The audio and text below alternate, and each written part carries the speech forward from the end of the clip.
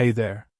Are you starting to approach your golden years, maybe even enjoying retirement already, and hoping for a long, fulfilling life ahead? Have you ever wondered about what truly determines how long we live as we get older? What if I told you that for many, the average lifespan seems to plateau around 82? It's almost like there's an invisible barrier there for a lot of elderly folks. The good news is, it's not some mysterious force of nature. There are real, addressable reasons behind it. In this video, we're going to uncover the critical factors that really impact our longevity after retirement. We'll focus on those often overlooked aspects, the things that can truly make a difference in helping you live a longer, healthier, and happier life. So stick around, because this is information you won't want to miss. Hello everyone, and welcome back to Senior Life, the channel dedicated to helping you thrive in your later years. I'm Doctor's last name, and I'm thrilled to be your guide today. At Senior Life, we believe that aging should be embraced, not feared, and that knowledge is power. So, what exactly happens as we get older that might make that number 82 seem like a finish line? Well, it's rarely just one thing, is it? It's usually a combination of factors that, over time, can really take a toll. One of the biggest culprits? What we eat, or more accurately, what we don't eat. You see, as we age, our bodies don't absorb nutrients as efficiently as they used to. And sometimes our appetites change, or maybe it's just harder to cook a proper meal. All that can lead to serious nutritional deficiencies, robbing us of the very building blocks we need to stay strong and healthy. We're going to talk about the specific nutrients that are often lacking and, more importantly, what you can do to get them back into your diet. Simple changes can make a world of difference, honestly. It's not about fancy superfoods or complicated recipes, but really just about making sure your body has what it needs to thrive.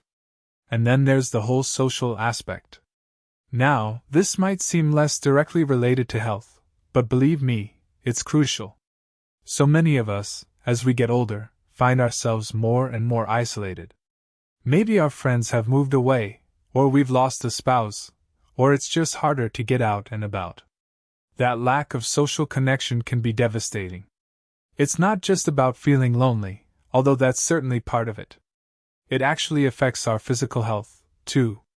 Studies have shown that social isolation can weaken our immune system, increase our risk of heart disease, and even accelerate cognitive decline. So, we are going to explore ways to combat that isolation, simple things you can do to reconnect with others and build a stronger social support network. It's about finding ways to stay engaged and feel like you're still part of something bigger. Of course, we can't forget about physical activity, or, often, the lack of it. It's so easy to become more sedentary as we age, isn't it? Maybe our joints ache, or we just don't have the energy we used to. But that inactivity can create a downward spiral. The less we move, the weaker we get, and the harder it becomes to move. And that, in turn, can lead to all sorts of health problems, from weight gain and diabetes to heart disease and even certain types of cancer. So, let's talk about how to break that cycle. We'll look at gentle exercises you can do at home, ways to incorporate more movement into your daily routine, and how to find activities you actually enjoy. It's not about running a marathon, it's about finding ways to keep your body moving and feeling good. Finally, and this is a big one, we need to talk about managing chronic conditions. Many of us, as we get older, are dealing with things like high blood pressure, arthritis, diabetes, or heart disease. And if those conditions aren't properly managed, they can significantly shorten our lifespan. The good news is that with the right medical care, lifestyle changes, and a proactive approach, you can absolutely take control of these conditions and minimize their impact on your overall health. So we're going to discuss some of the most common chronic illnesses that affect older adults, the importance of regular checkups and screenings, and simple steps you can take to manage your symptoms and improve your quality of life. It's about being an active participant in your own healthcare and working with your doctor to create a plan that's right for you. Think of it this way. Your body is like a car. If you don't put the right fuel in it, if you don't keep it well maintained, if you let it sit in the garage for too long, it's not going to run very well, is it? And eventually, it's going to break down. But if you take good care of it, if you give it what it needs, if you keep it moving, it's going to last you a lot longer. And that's what we're talking about here. It's about taking good care of your body, giving it what it needs to thrive, and keeping it moving.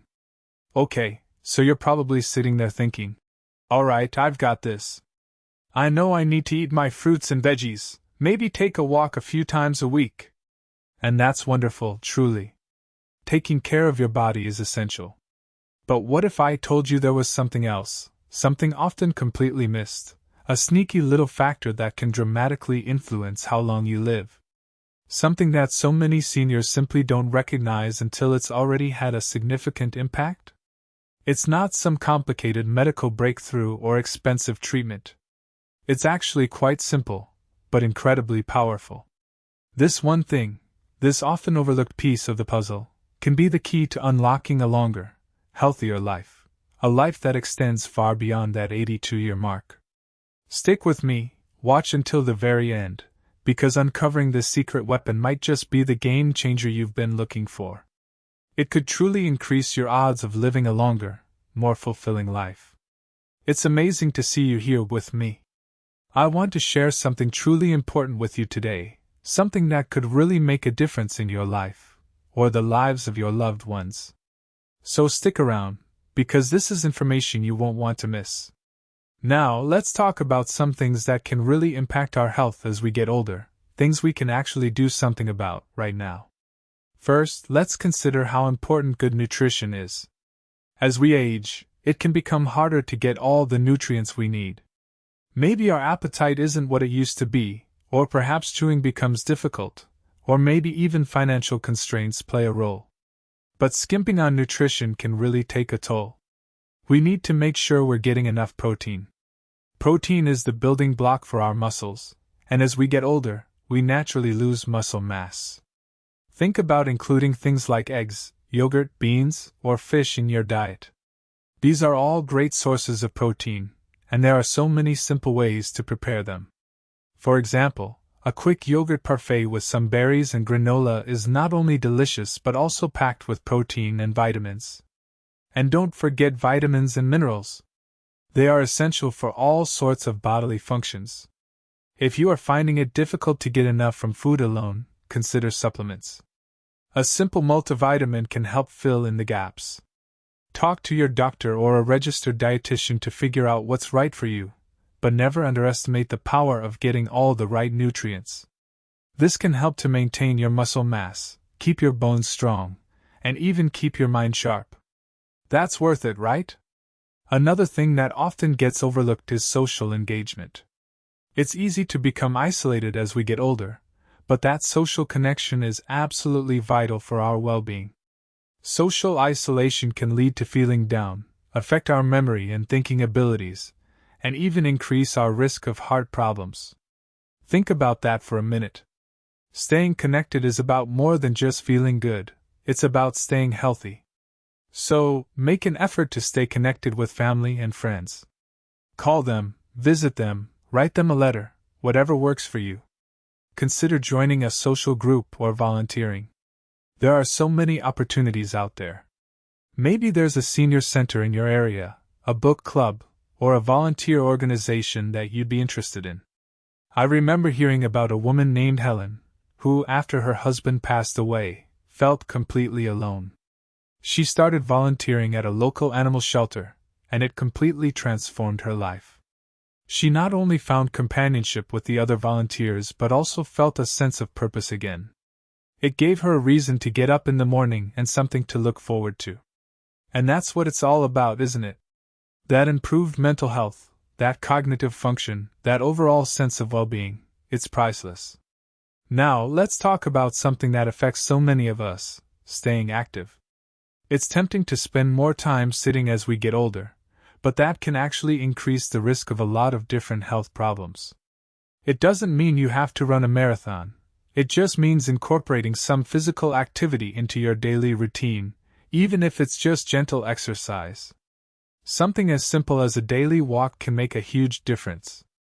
If walking is difficult, try chair yoga.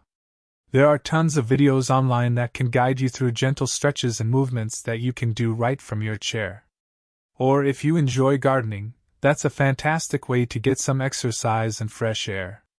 The key is to start slowly and gradually increase your activity level as you feel more comfortable. Don't push yourself too hard, especially at first. Listen to your body and respect its limits. I know someone who started by walking for just 5 minutes each day and gradually increased it to 30 minutes. It improved her cardiovascular health, made her muscles stronger, and even improved her balance. And that can make a real difference in your ability to stay independent and enjoy life to the fullest. Finally, let's talk about managing chronic conditions. Conditions like diabetes, heart disease, and arthritis are common as we age, but they can really shorten our lifespan if they're not properly managed. It is so important to have regular checkups with your doctor, follow their recommendations, and stick to your medication regimen. But it's not just about medication. Lifestyle changes can also make a huge difference. If you have diabetes, focus on eating a healthy diet and getting regular exercise to help control your blood sugar levels. If you have heart disease, try to reduce your stress levels and quit smoking. If you have arthritis, gentle exercise and stretching can help to relieve pain and improve your mobility. Proactive management can prevent complications and improve your quality of life. I remember my grandfather had diabetes, and he wasn't taking it seriously at all. He wasn't following his diet, he wasn't taking his medication consistently, and he ended up in the hospital with complications. It was a real wake-up call for him. After that, he started taking his health much more seriously. He made those necessary lifestyle changes, and he lived a much longer and healthier life as a result. By reducing the risk of serious health complications, it can prolong your life. And that's what we all want, isn't it? To live a long, healthy, and fulfilling life. The real secret weapon? It might surprise you. It's not some miracle drug or a fountain of youth. It's proactive planning. Planning for the end of your life. I know, it's not a fun topic. Nobody wants to think about it. But avoiding it? That's what can really shorten your years, and more importantly, rob you of peace. So many seniors avoid talking about their wishes for end-of-life care. They don't want to burden their families, or maybe they just don't want to face their own mortality. But what happens then? Their families are left scrambling, guessing, and potentially making decisions that are completely contrary to what that person actually wanted. That creates stress, guilt, and can even lead to unnecessary medical interventions that, frankly, can prolong suffering and shorten life in the long run. What I'm talking about is advanced care planning. It sounds complicated, but it's really about taking control. It starts with creating a living will. This is a legal document that spells out your wishes regarding medical treatment, especially if you become unable to communicate those wishes yourself. What kind of interventions do you want? Do you want to be kept alive by artificial means? What are your feelings about pain management? All of this goes into your living will. And finally, perhaps most importantly, it's about having open and honest conversations with your loved ones. Don't just create these documents and stick them in a drawer. Talk to your family, your friends, your healthcare proxy. Explain your reasoning behind your decisions. Let them know what's important to you. This is crucial for ensuring that your wishes are truly honored. I know, it's a difficult conversation to have. But imagine the peace of mind you'll have knowing that you've taken care of everything, that your loved ones won't be burdened with impossible decisions, and that your wishes will be respected. Think about the alternative. If you don't plan, your family might be torn apart by disagreements. They might make decisions based on fear or guilt, rather than on what you would have wanted. You might end up receiving medical treatments that you wouldn't have chosen, treatments that prolong suffering without improving your quality of life. And all of that stress, all of that uncertainty, that takes a toll.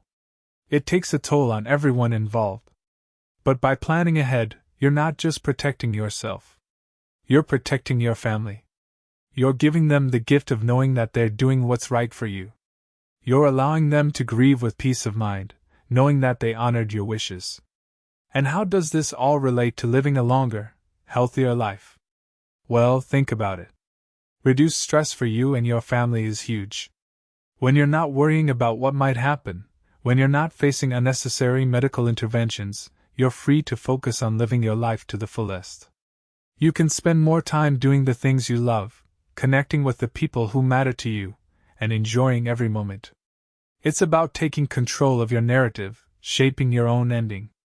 It's not morbid, it's empowering. It's about saying, I've lived my life on my terms, and I want to end it on my terms too.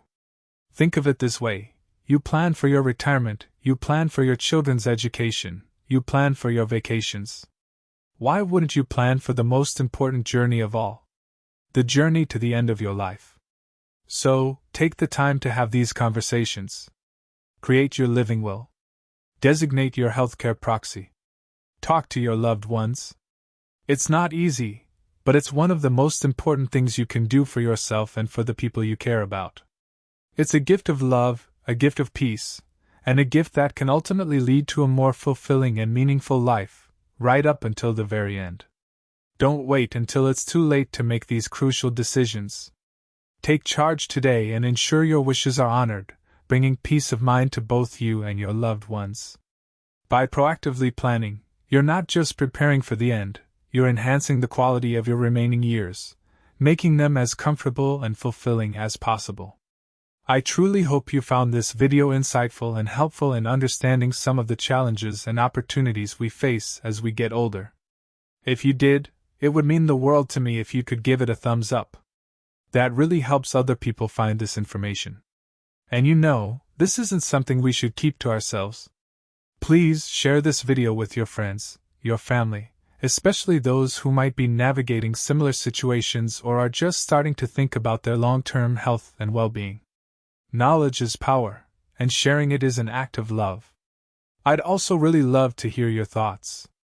Leave a comment below, tell me what resonated with you, or if you have any questions, please ask. I read every comment, and I'll do my best to respond and keep the conversation going. Your experiences and perspectives are so valuable to this community. Now, if you're looking for more valuable insights and tips on how to thrive in your golden years, don't forget to subscribe to Senior Life. We're constantly creating new content designed to help you live your best life, no matter your age. We talk about everything from health and wellness to financial planning and staying connected with loved ones. So hit that subscribe button and join our community. Thank you so much for watching. I truly appreciate you spending your time with me. And remember, taking proactive steps toward your health and well-being is absolutely the key to a long and fulfilling life. Stay informed, stay active, and stay positive. I'll catch you in the next one.